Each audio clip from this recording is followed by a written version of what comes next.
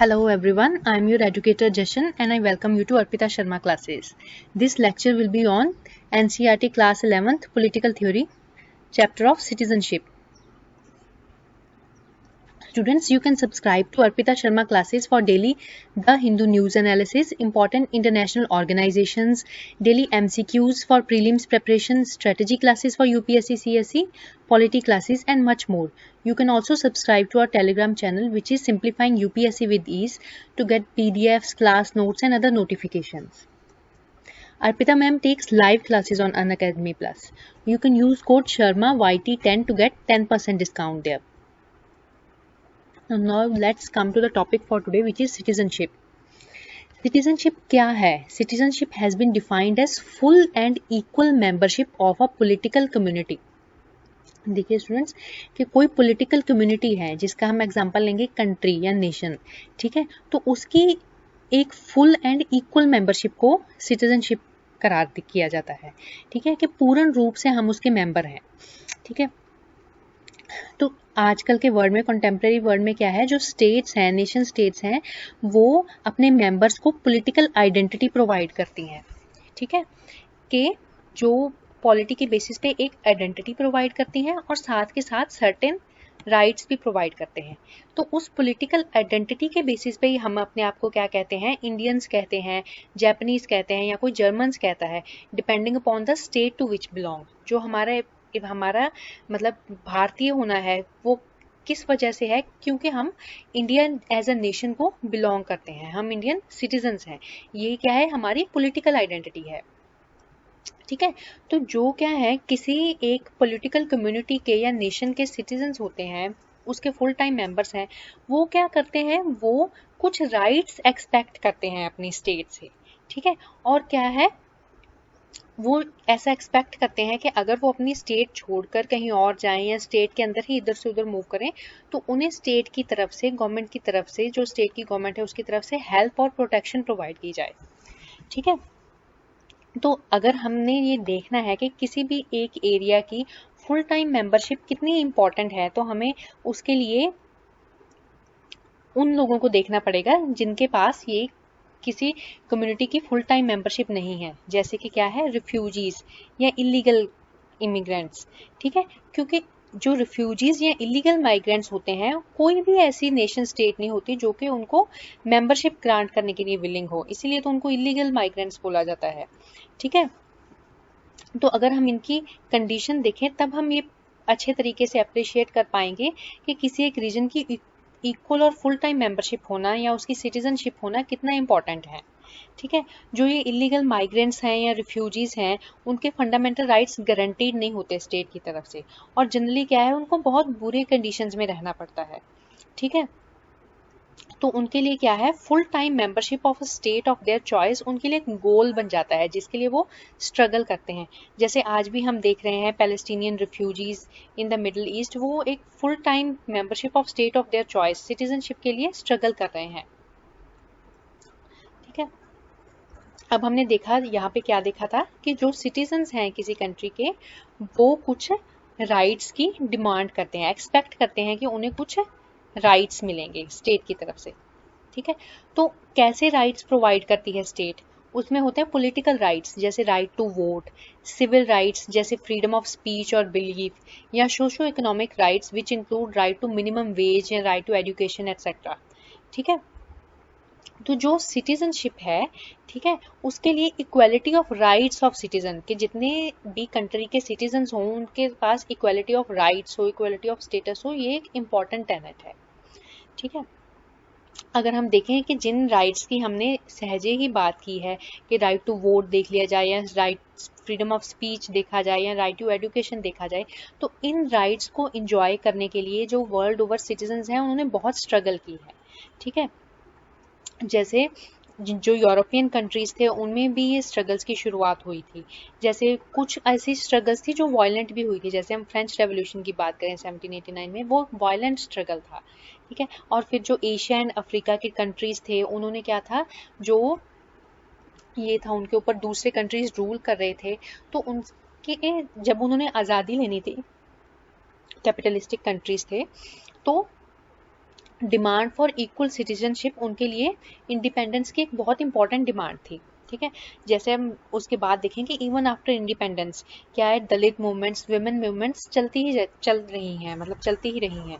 ठीक है, तो इन मूवमेंट्स का क्या मतलब होता है, they want to draw attention to their needs and influence government policy to ensure them equal rights and opportunities. Students, ये क्या है, जो दलित कम्युनिटी है या जो वुमेन है, ये एट लार्ज क्या रहे हैं, एट द रिसीविंग एंड रहे हैं हमारी सोसाइटी में। ठीक है, तो इनकी जो स्टेटस है, इनकी जो पोजीशन है, वो बाकी लोगों के हिसाब से बराबर की नहीं है। ठीक है, तो अपनी मूवमेंट्स के द्वारा ये क्या करते हैं, ये गवर्नमेंट का ध्यान खींचना चाहते हैं ताकि उनको भी अपॉर्चुनिटीज मिले, वो बाकी लोगों के साथ सेम लेवल पे आकर उनके साथ compete कर सके। ठीक है, उसके बाद जो इम्पोर्टेंट पॉइंट है वो ये है कि हमने ये डिस्कस किया कि सिटीजनशिप क्या है, full membership of a political community. लेकिन सिटीजनशिप क्या है, ये एक स्टेट और उसके मेंबर्स जो हैं, स्टेट और मेंबर्स के बीच में रिलेशनशिप से ज़्यादा है। ठीक है, it is also about citizen relations and involve certain obligations of citizens to each other and to the society. ठीक है, कि अगर हम किसी नेशन स्टेट के सिटीजन हैं तो ये सिर्फ हमारा उस कंट्री के साथ रिलेशन नहीं है, हमारा हमारे फेलो सिटीजन्स के साथ या जिस एरिया में हम रह रहे हैं उसकी इकोलॉजी के साथ, उसके इन्वायरमेंट के साथ भी रिलेशन रहेगा। ठीक है, तो इसके लिए क्या होगा, हमारे ऊपर लीगल ऑब्लिगेशंस तो हो सकती हैं स्टेट की तरफ से कि एक हमारे सिटीजन ने एनिमी कंट्री की हेल्प नहीं करनी, या हमारे जो नेशनल फ्लैग वगैरह है उसका रिस्पेक्ट करना है। ठीक है, इसके साथ ही सिटीजन्स को क्या करना होता है, respectfully shared life of community में रहना होता है। ठीक है, कि अगर आप एक कंट्री के सिटीजन हैं तो आप दूसरे सिटीजन्स की रिस्पेक्ट करेंगे। ठीक है, ताकि सभी लोग इकट्ठे अच्छे से पीसफुली रह सकें। इसके साथ क्या होता है, जो सिटीजन्स होते हैं वो होते हैं inheritors and trustees of culture and natural resources of the country.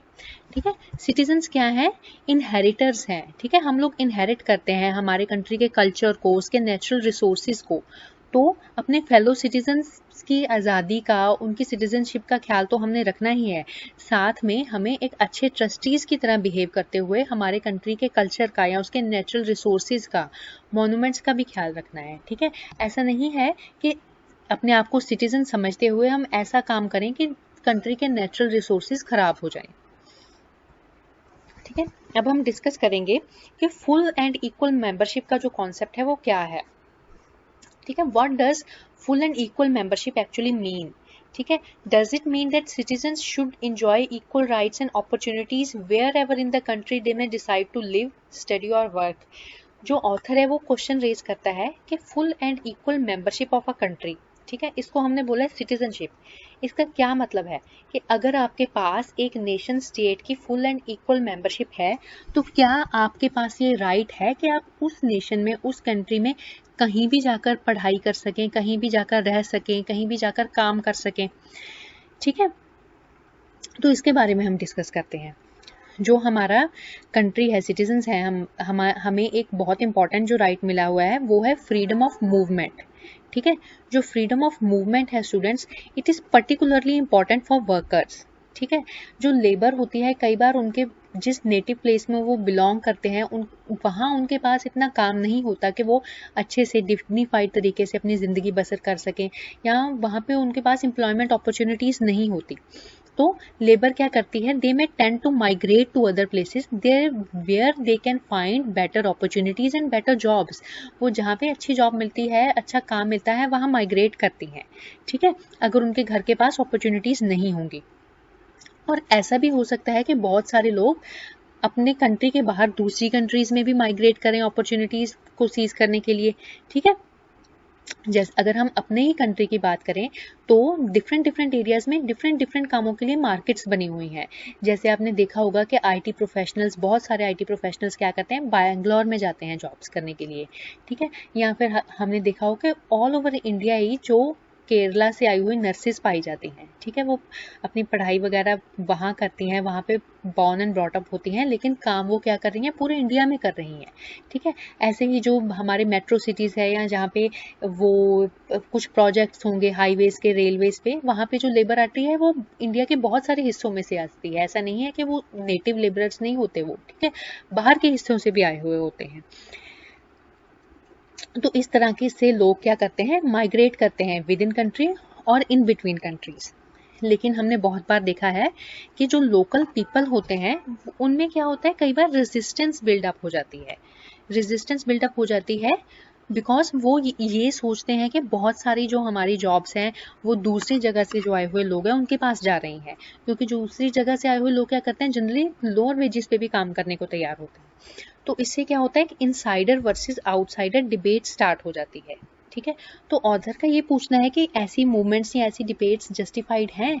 जैसे आपने देखा होगा कि वो जो मतलब डिबेट चली थी मुंबई फॉर मुंबईकर्स, कि मुंबई के जो नेटिव पीपल थे उनका ये कहना था, महाराष्ट्रियंस का, कि जो मुंबई में मुंबई के रहने वाले लोग ही काम करें, जो बाहर की लेबर है वो हमारी जॉब्स ले रही है, उनको यहाँ पे इतना काम नहीं मिलना चाहिए, जो नेटिव पीपल हैं उनको मिलना चाहिए।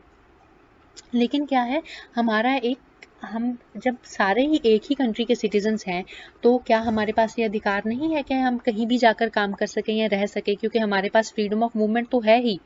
तो जो इस तरह की इनसाइडर्स वर्सेस आउटसाइडर डिबेट्स होती हैं विद इन ए कंट्री, क्या वो जस्टिफाइड हैं? क्या इस तरीके से सभी जो हमारे सिटीजन्स हैं उनको फुल और equal membership of a country मिल रही है? अगर हमारे पास इक्वल मेंबरशिप है फिर तो हम कहीं भी जा सकते हैं ना, ठीक है। एक और चीज़ देखने को मिलती है वो ये है कि बहुत बार जो किसी एरिया के रहने वाले लोग होते हैं, ठीक है, उनकी परसेप्शन डिफरेंट होती है पुअर माइग्रेंट्स और स्किल्ड माइग्रेंट्स की तरफ, ठीक है। जो स्किल्ड लेबर है, स्किल्ड माइग्रेंट्स हैं या अच्छे मतलब प्रोफेशनल्स हैं, उनके लिए तो मतलब लोग वेलकमिंग होंगे, लेकिन ये देखा जाता है कि sometimes people are not welcoming towards poor migrants, ठीक है। तो ये क्वेश्चन रेज होता है, whether poor and unskilled workers should have the same right to live in work anywhere in the country as do skilled workers, ठीक है। कि skilled workers अगर कहीं पे भी जाकर काम कर रहे हैं तो लोग खुश हो रहे हैं कि, लेकिन क्या पुअर वर्कर्स के पास वैसा अधिकार नहीं है, ठीक है। तो इस वजह से बहुत बार डेमोक्रेटिक कंट्रीज में सिटीजन्स के बीच में डिस्प्यूट्स अराइज हो जाती हैं। तो इन डिस्प्यूट्स को सिटीजन कैसे रिजॉल्व किया जाए?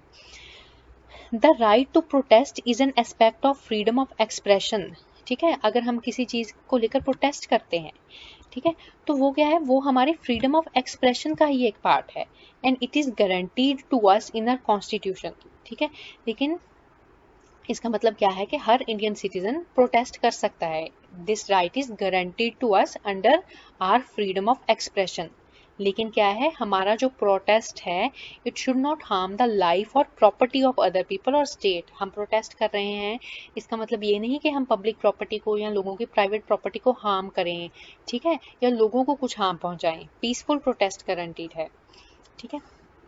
या जो अग्रीव्ड सिटीजन्स हैं वो पब्लिक ओपिनियन को भी इन्फ्लुएंस कर सकते हैं, ग्रुप्स बना के, डिमॉन्स्ट्रेशंस होल्ड करके, या मीडिया के थ्रू अपनी प्रॉब्लम्स गवर्नमेंट के आगे रख के, ठीक है, पॉलिटिकल पार्टीज को अपील करके कि आप हमारी ये डिमांड आगे लेकर जाओ, या कोर्ट्स को अप्रोच करके, ठीक है। जो कोर्ट्स का माध्यम है वो स्लो चाहे हो, लेकिन बहुत बार ऐसा हुआ है कि अच्छे डिसीजंस आए हैं, एंड कोर्ट्स में also urge the government to address the issue, ठीक है। तो डेमोक्रेसी का एक बेसिक प्रिंसिपल है कि जो सिटीजन्स के बीच में डिस्प्यूट्स अराइज होंगी, they should be settled by negotiation and discussion, और फोर्स का यूज कम से कम होना चाहिए, force should not be used, ठीक है। अब हम डिस्कस करेंगे equal rights for the citizens, ठीक है। क्वेश्चन ये अराइज होता है, whether full and equal membership, जो हमने बोला कि सिटीजनशिप होता है full and equal membership, does that mean that all citizens rich और poor should be guaranteed certain basic rights and minimum standard of living by the state? क्या इसका मतलब ये है कि सबको कुछ बेसिक राइट्स मिलने चाहिए और मिनिमम स्टैंडर्ड ऑफ लिविंग मिलना चाहिए, ठीक है। तो इस बात को जानने के लिए हम दो तरीके के लोगों के बारे में देखेंगे, ठीक है। पहले हम देखते हैं अर्बन पुअर, ठीक है। आजकल अगर हम देखें तो अर्बन पुअर को डील करना या स्लम एरियाज इन सिटीज को डील करना ये बहुत अर्जेंट प्रॉब्लम बन गई है गवर्नमेंट के बारे में। ठीक है, हमारे इंडिया में क्या है, there is a large population of slum dwellers, और क्या है, वो हर सिटी में स्कैटर हुए हैं। हर बड़े सिटी में एक अलग से एरिया होगा स्लम। ठीक है, ये लोग क्या करते हैं, ये लोग हमारे सोसाइटी के बहुत नेसेसरी काम करते हैं। मतलब ये हॉकर्स होंगे, वेजिटेबल सेलर्स होंगे, क्या होगा, और तरह के बहुत तरीके के काम करते होंगे, कॉबलर्स होंगे। मतलब हमें अच्छे तरीके से रहने के लिए इनके कामों की बहुत ज़्यादा ज़रूरत है, और ये बहुत लो वेजेस पे काम करते हैं। लेकिन फिर भी रेस्ट ऑफ पॉपुलेशन की तरफ से इनको अनवेलकम विजिटर्स की तरह पे देखा जाता है। ठीक है, दे में इवन भी ब्लेम्ड कि ये लोग क्राइम फैला रहे हैं। ठीक है, और वो लोग जनरली ये लोग क्या करते हैं, ये स्लम्स में रहते हैं सिटीज़ के बाहर या सिटीज़ के किसी एक एरिया में। ठीक है, तो जो स्लम्स की लिविंग कंडीशंस होती हैं वो बहुत ही शॉकिंग है। कई बार क्या होता है कि प्राइवेट टॉयलेट्स नहीं होती लोगों के पास, रनिंग वाटर नहीं होता, सैनिटेशन की कंडीशंस बहुत ही बुरी होती हैं, और बहुत सारे लोग बहुत छोटे छोटे कमरों में रह रहे हैं, जिससे बीमारी के फैलने का बहुत मतलब रहता है, चांस रहता है। और वैसे भी इस तरह की जो लिविंग है वो डिग्निफाइड लिविंग नहीं है अंडर राइट टू लाइफ। ठीक है, और फिर क्या होता है, स्लम्स में जो किसी पर्सन की प्रॉपर्टी है या लाइफ है वो बहुत इनसिक्योर है। ठीक है, जो सिटीज़ हैं वो इन स्लम ड्वेलर्स के काम को तो अपने आप के लिए यूज़ करना चाहती हैं, लेकिन वो इन स्लम ड्वेलर्स को सर्विसेज प्रोवाइड करने में, जैसे सैनिटेशन और वाटर सप्लाई और अदर सर्विसेज प्रोवाइड करने में इतनी ज़्यादा अपने वो इंटरेस्टेड नहीं है। ठीक है, हम क्या कर रहे हैं, उनसे काम ले रहे हैं लेकिन उनको सर्विस प्रोवाइड नहीं कर रहे। वो भी हमारे फेलो सिटीजन्स हैं, लेकिन उनकी लिविंग कंडीशंस बहुत क्या है, बुरी है।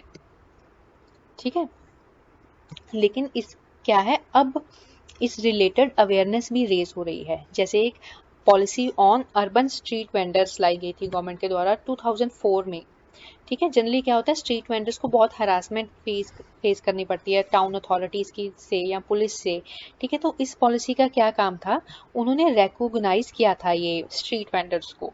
ठीक है, और उनको ये मतलब राइट दिया था कि आप अपना प्रोफेशन कैरी आउट कर सकते हैं विदाउट हरासमेंट। आपको अथॉरिटीज़ या पुलिस हरास नहीं करेगी जब तक आप गवर्नमेंट रेगुलेशंस को ओबे कर रहे हैं। उसके साथ ही क्या है स्टूडेंट्स, हमने जैसे देखा कि जो बेसिक राइट्स हैं वो स्लम ड्वेलर्स के लिए अवेलेबल नहीं है, लेकिन अब जो स्लम ड्वेलर्स हैं वो क्या कर रहे हैं, वो अवेयर हो रहे हैं अपने राइट्स के लिए। ठीक है, और उनको डिमांड कर रहे हैं, और कई बार क्या है, उन्होंने कोर्ट्स को भी अप्रोच किया है। ठीक है, अब हम देखें कि राइट्स उन्हें कैसे नहीं मिलते। देखिए, जैसे बेसिक राइट है हमारा राइट टू वोट, बहुत बार क्या होता है कि उनको राइट टू वोट भी नहीं मिलता है, क्योंकि वोटर लिस्ट में आने के लिए भी क्या है, एक फिक्स्ड एड्रेस चाहिए। ठीक है, और जो पेवमेंट ड्वेलर्स होते हैं या स्क्वेटर्स होते हैं, ठीक है, सड़कों पे रहते हैं, उनके पास फिक्स्ड एड्रेस ही नहीं होता, वोटर कार्ड ही नहीं बनता, वो गवर्नमेंट को चूज करने में अपना योगदान देते ही नहीं है। ठीक है, इस तरीके से क्या है, हमारे इन सिटीजन्स को राइट्स डिनाई हो रहे हैं, इनके पास फुल एंड इक्वल मेंबरशिप जो है वो नहीं है।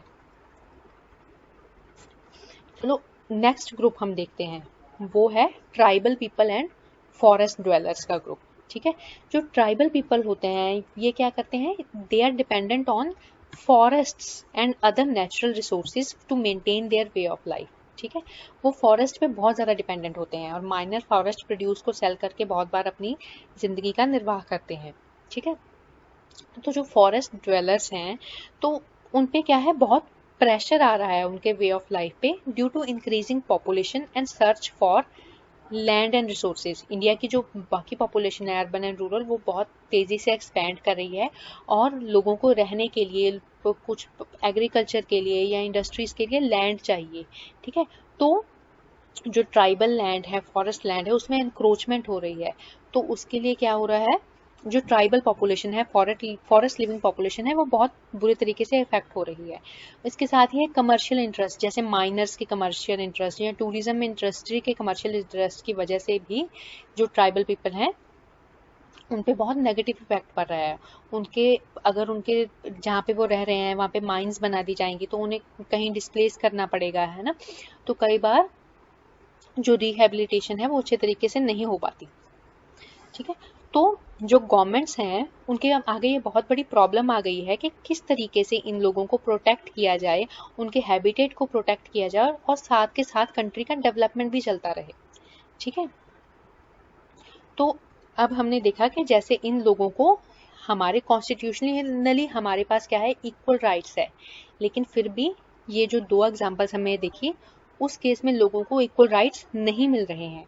ठीक है, तो क्या है, equal rights for citizens need not mean that uniform policies have to be applied to all peoples. ठीक है, पॉलिसीज तो हमारी यूनिफॉर्म है लेकिन उन तक क्या है, राइट्स मिल नहीं रहे उनको।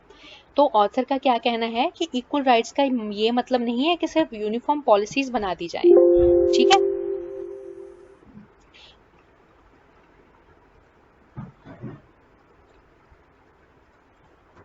सॉरी स्टूडेंट्स,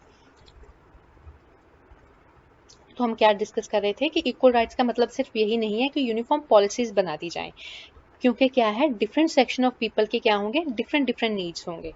ठीक है, तो हमारा क्या पर्पस होना चाहिए, to make people more equal, different needs and claims of people would have to be taken into account.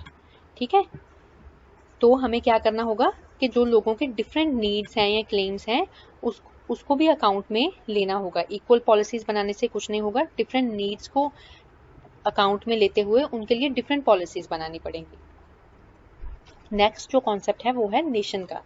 जो नेशन का कॉन्सेप्ट है स्टूडेंट्स, कि हम इस नेशन को बिलोंग करते हैं, हम जर्मन्स हैं, हम क्या हैं, हम फ्रेंच हैं, तो वो क्या है, नेशन का कॉन्सेप्ट एक मॉडर्न कॉन्सेप्ट ही है। ठीक है, one of the earliest assertions regarding sovereignty of nation state and democratic rights was made by revolutionaries in France। तो ऑथर का ये कहना है कि जो अर्लीस्ट असर्शन थी इसके लिए, एक नेशन स्टेट के लिए, कि ये हमारा कंट्री है, ये हमारा कंट्री है, तो वो फ्रेंच रेवोल्यूशन के टाइम पे करीब करीब तब शुरू हुई है। ठीक है, जो नेशन स्टेट होती हैं, they claim that their boundaries in not just a territory but also a unique culture and shared history। Nations का ये मानना है कि जो नेशन है वो सिर्फ एक टेरिटरी से, एक जोग्राफिक एरिया से नहीं बनते, but they also have unique culture and shared history. उसके अंदर रहने वाले लोगों का क्या होता है, यूनिक कल्चर होता है या शेयर्ड हिस्ट्री होती है। ठीक है, तो हमारी नेशनल आइडेंटिटी को एक्सप्रेस करने के लिए बहुत सारे सिंबल्स होते हैं, जैसे फ्लैग हो गया, नेशन का एंथम हो गया, नेशनल लैंग्वेज हो गई। ठीक है, इन सारे सिंबल्स को यूज करते हुए जो नेशंस हैं वो अपने सिटीजन्स को दूसरे सिटीजन्स से अलग बनाते हैं। ठीक है, जो आजकल की स्टेट्स हैं, आजकल के नेशंस हैं, उसमें क्या है, उनमें बहुत रिलीजन्स के लोग रह रहे हैं। ऐसा नहीं है कि सिर्फ एक पर्टिकुलर रिलीजन के लोग रहेंगे, बहुत डिफरेंट रिलीजन्स के लोग रह रहे हैं। वो बहुत लैंग्वेजेस भी स्पीक करते होते हैं, कल्चरल ट्रेडिशंस भी उनके डिफरेंट होते हैं। ठीक है, तो क्या है, जो नेशनल आइडेंटिटी है किसी डेमोक्रेटिक स्टेट से, वो क्या करती है, अब लोग डिफरेंट लैंग्वेजेस बोल रहे हैं, डिफरेंट रिलीजन्स हैं उनके, तो हम उनको एक मतलब उनमें यूनिटी कैसे लाएं। ठीक है, तो एक पॉलिटिकल आइडेंटिटी प्रोवाइड करती है nation with that can be shared by all members of the state. ठीक है स्टूडेंट्स, अगर हम इंडिया की बात करें तो हमारे क्या है, ये 453 अराउंड लैंग्वेजेस हैं हमारे कंट्री में, बहुत सारे रिलीजन हैं, हमारे जोग्राफिकल फीचर्स जो है कंट्री में बहुत ज़्यादा अलग अलग हैं, लेकिन क्या चीज़ है हमें जो इकट्ठा करती है, वो है हमारी पॉलिटिकल आइडेंटिटी। तो पॉलिटिकली क्या है, हम एक नेशन स्टेट हैं, politically we all are Indians. ठीक है, जो डेमोक्रेटिक स्टेट्स हैं आजकल के कंट्री हैं, वो क्या कहते हैं कि जो ये पॉलिटिकल आइडेंटिटी है it should be as inclusive as possible. ठीक है, कि हमारी जो कंट्री में जितने भी लोग रह रहे हैं उनको हमने पॉलिटिकल आइडेंटिटी प्रोवाइड करनी है, वो पॉलिटिकल आइडेंटिटी इंक्लूसिव होनी चाहिए। इसका मतलब क्या है कि जितने भी अलग अलग तरह के सिटीजन्स हैं, जितने भी डाइवर्स सिटीजन्स हैं, वो अपने आप को उस आइडेंटिटी के साथ आइडेंटिफाई कर सके। ठीक है, कि हमने अपने कंट्री की जो पॉलिटिकल आइडेंटिटी है वो ऐसी बनानी है कि सब बंदों को, जैसे सब सिटीजन्स को, सब इंडिया में रहने वाले लोगों को लगे कि हाँ मैं भी इंडियन हूँ। ठीक है, लेकिन क्या होता है स्टूडेंट्स, प्रैक्टिकली जब हम देखते हैं, ठीक है, तो कुछ citizens in practice most countries tend to define their identity in a way which makes it easier for some citizens to identify with the state than others. Practically क्या हो जाता है कि कुछ सिटीजन्स तो होते हैं वो इजीली आइडेंटिफाई कर पाते हैं अपने अपने आप को उस नेशन के साथ, लेकिन कुछ सिटीजन्स इजीली आइडेंटिफाई नहीं कर पाते। ठीक है, तो इस तरीके से क्या होता है कि स्टेट कुछ सिटीजन्स को तो इजीली ये अपनी सिटीजनशिप एक्सटेंड कर पाती है, लेकिन दूसरों को नहीं कर पाती। ठीक है, ये जो प्रॉब्लम है ये हर कंट्री में है। ठीक है, जैसे हम देखें फ्रांस की एग्जांपल देखें तो फ्रांस अपने आप को एक मल्टीलिंगुअल मल्टीकल्चरल कंट्री बताता है और पूर्ण रूप से सेकुलर। ठीक है, तो उसमें क्या है, जो रिलीजन है या रिलीजियस आइडेंटिटी है उसको प्राइवेट स्फीयर में माना जाता है, बिल्कुल प्राइवेट स्फीयर। तो उस कंट्री में क्या है, आपने देखा होगा कि वहाँ के जो सिख रेजिडेंट्स हैं या मुस्लिम रेजिडेंट्स हैं उनकी तरफ से मूवमेंट्स चलती रहती हैं कि उनको मतलब सिख्स को जो उनकी पगड़ी है वो पहनने का अधिकार नहीं है फ्रेंच स्कूल्स में, या जो मुस्लिम गर्ल्स हैं उनको फ्रेंच स्कूल में जो हेडवियर है वो पहनने का अधिकार नहीं है। ठीक है, तो इस तरीके से क्या है, वो ये सेक्शंस ऑफ फ्रेंच पॉपुलेशन होंगे उनको अपने आप को पॉलिटिकल आइडेंटिटी के साथ आइडेंटिफाई करने में, अपने आप को फ्रेंच आइडेंटिफाई करने में उतनी आसानी नहीं होती होगी। ठीक है, उसके बाद आता है कि जो डिफरेंट कंट्रीज हैं वो किस क्राइटेरिया पे लोगों को सिटीजनशिप देते हैं। ठीक है, कुछ कंट्रीज हैं जैसे जर्मनी हो गया, इजराइल हो गया, उनके लिए रिलीजन या एथनिक इन ओरिजिन जो है उसको प्रायोरिटी दी जाती है सिटीजनशिप ग्रांट करने के लिए। ठीक है, लेकिन जो इंडिया है वो अपने आप को अ secular democratic nation state define करता है। ठीक है, तो इसमें क्या था, हमारे कंट्री ने क्या किया था, जो हमारी पॉलिटिकल आइडेंटिटी थी या सिटीजनशिप कैसे ग्रांट की जाएगी वो प्रोसेस काफ़ी ओपन रखा गया था, ताकि डिफरेंट रिलीजन्स के, रीजन्स के, कल्चर्स के जो लोग हैं, जो हमारी डाइवर्स पॉपुलेशन है उसको अच्छे तरीके से बाइंड किया जाए।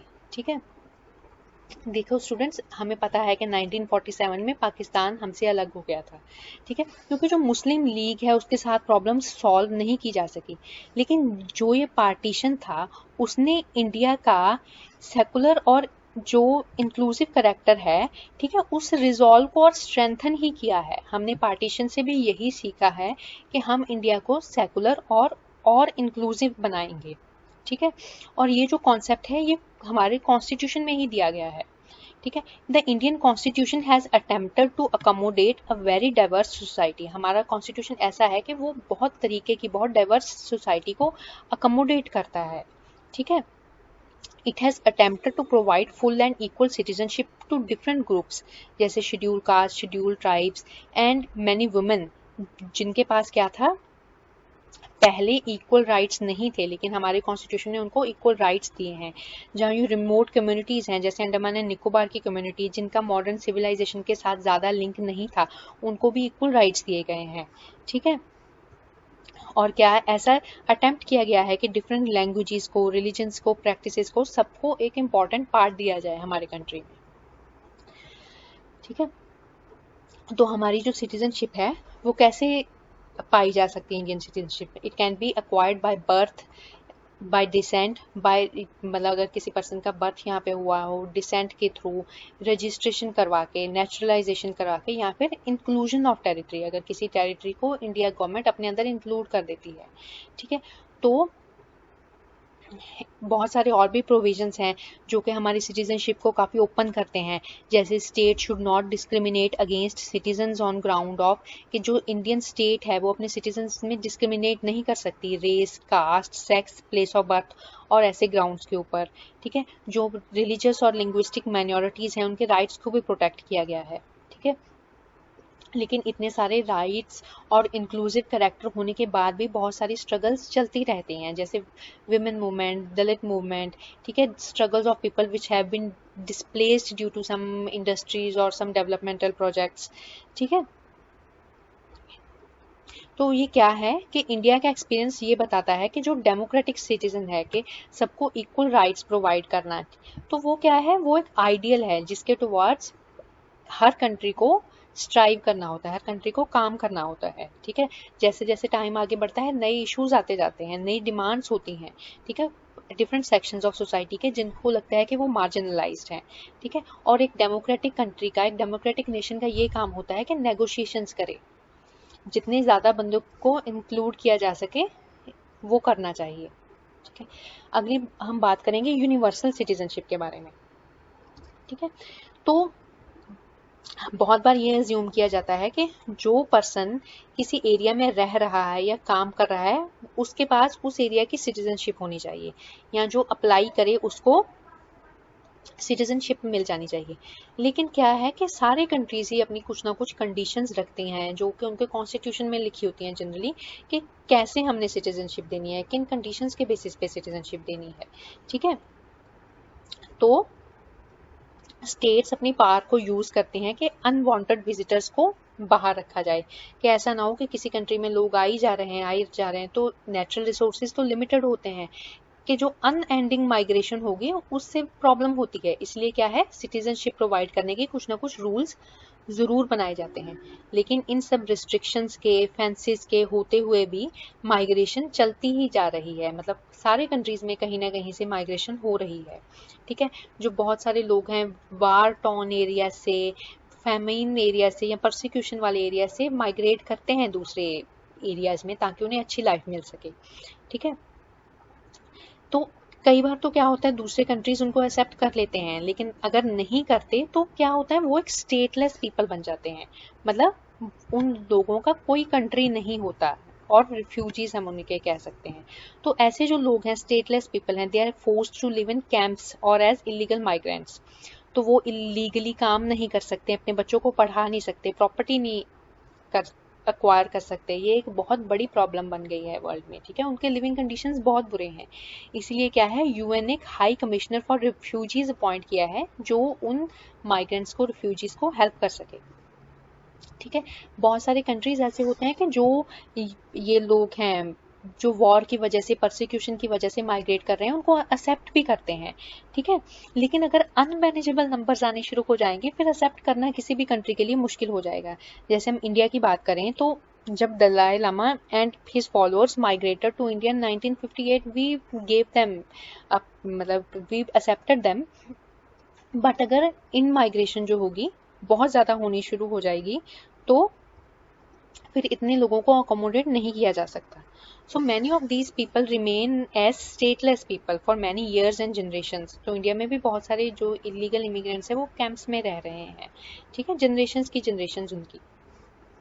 तो जो ये रिफ्यूजीज की प्रॉब्लम है, it poses a challenge to the promise of democratic citizenship. हम डेमोक्रेटिक सिटीजनशिप की बात करते हैं कि सबके पास राइट्स होने चाहिए। आजकल के ज़माने में भी अगर कोई इतने बुरे कंडीशंस में रह रहा है तो वो डेमोक्रेटिक कंट्रीज के लिए अच्छी बात नहीं है, ठीक है।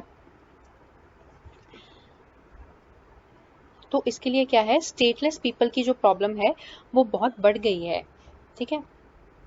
तो बहुत सारी डिस्प्यूट्स की वजह से लोगों को अपने घर वगैरह छोड़ने पड़ रहे हैं।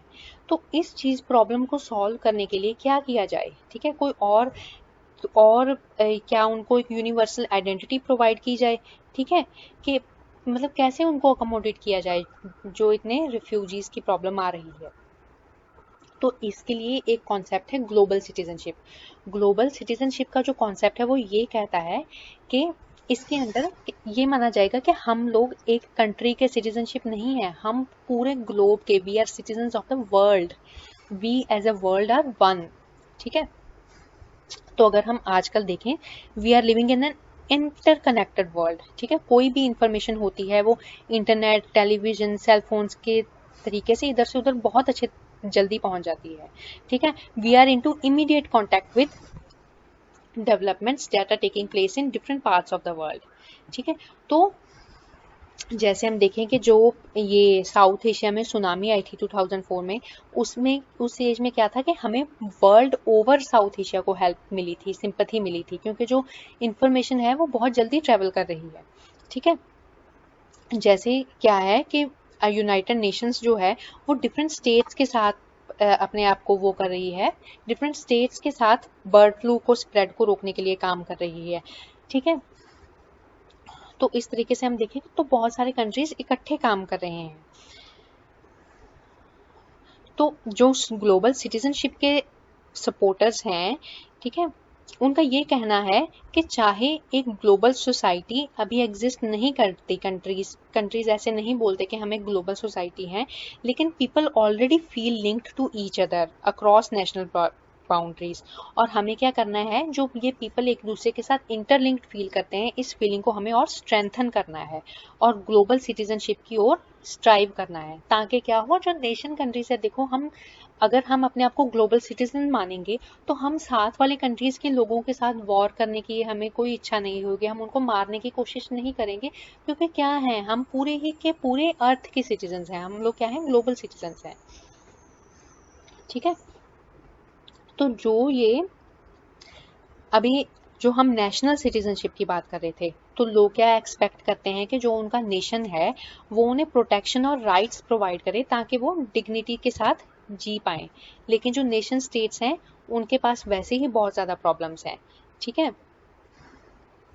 तो इसमें क्या है कि nation states are grappling with some other problems, तो अगर हम ग्लोबल सिटीजनशिप का कॉन्सेप्ट लाते हैं तो बाकी एरिया के जो लोग हैं वो दूसरे लोगों की मदद कर सकते हैं, ठीक है।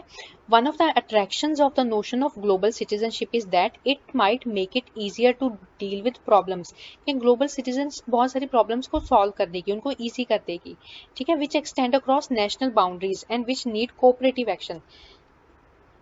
बहुत सारी ऐसी प्रॉब्लम्स हैं जो डिफरेंट कंट्रीज में पाई जाती हैं, तो उसको डील करने के लिए गवर्नमेंट्स का कोऑपरेटिव एक्शन चाहिए, ठीक है। तो अगर हम ग्लोबल सिटीजनशिप में बिलीव करेंगे तो कोऑपरेटिव एक्शन अपने आप आ जाएगा और उन प्रॉब्लम्स को इजीली सॉल्व कर सकते हैं, ठीक है। जैसे issue of migrants and stateless people, ठीक है, at least we can ensure them basic rights and protection, किसी भी कंट्री में रह रहे हो एटलीस्ट उनको बेसिक राइट्स और प्रोटेक्शन मिल जाए, ठीक है। This was all for today students, thank you.